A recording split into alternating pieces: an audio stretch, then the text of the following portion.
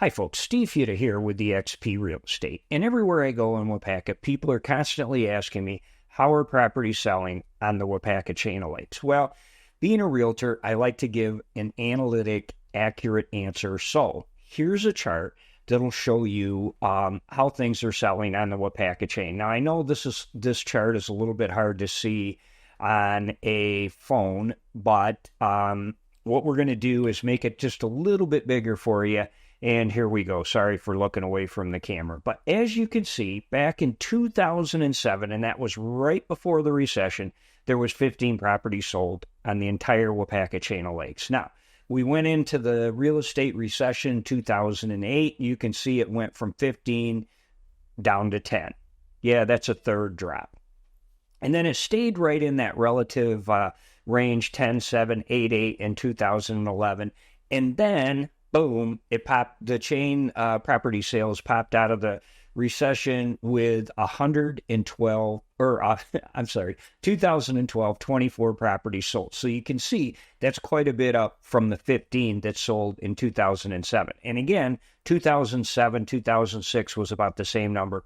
Those were very good years. Okay, now obviously there was some pent up sellers and pent up demand.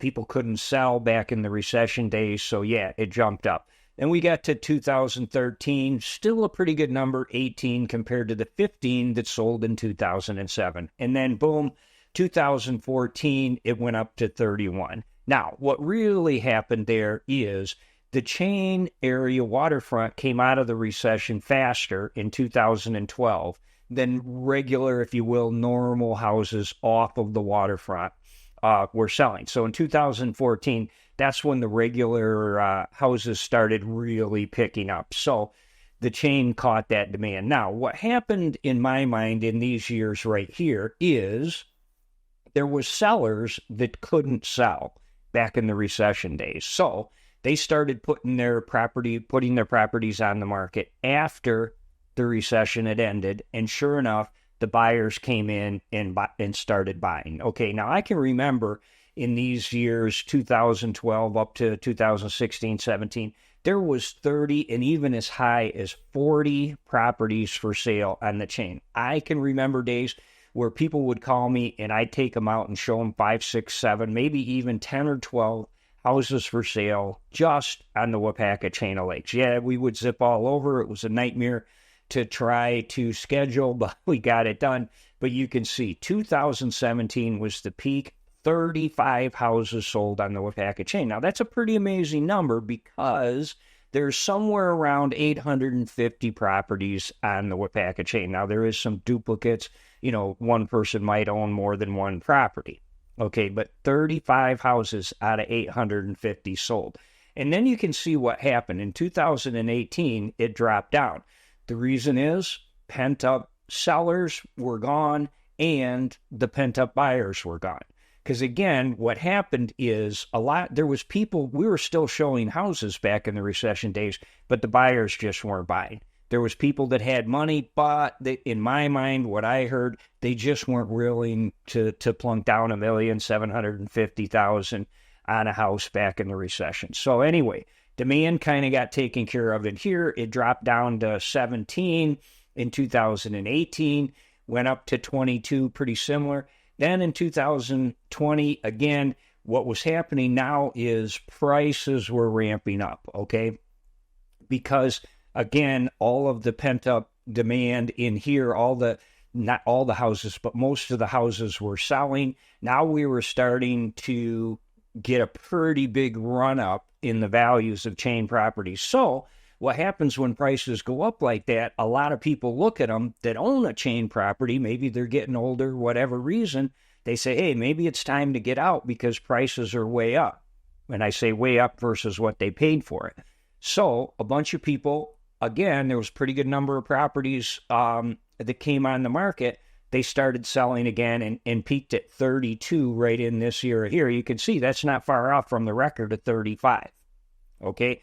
Then what happened? It dropped down to 20. Then in 22 down to 7 and 23 down to 10.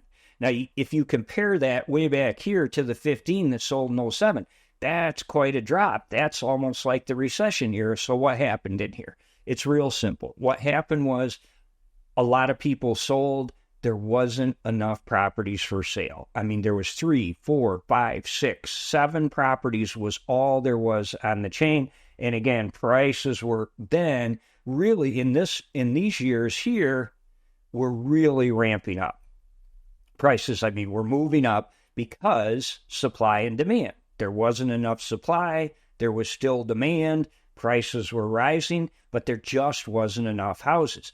And it's kind of funny. Every realtor in town, including myself and our office, people were saying, yeah, I got 3, 4 buyers. Boom, as soon as the property would come on the market, there'd be lots of showings and the property would sell.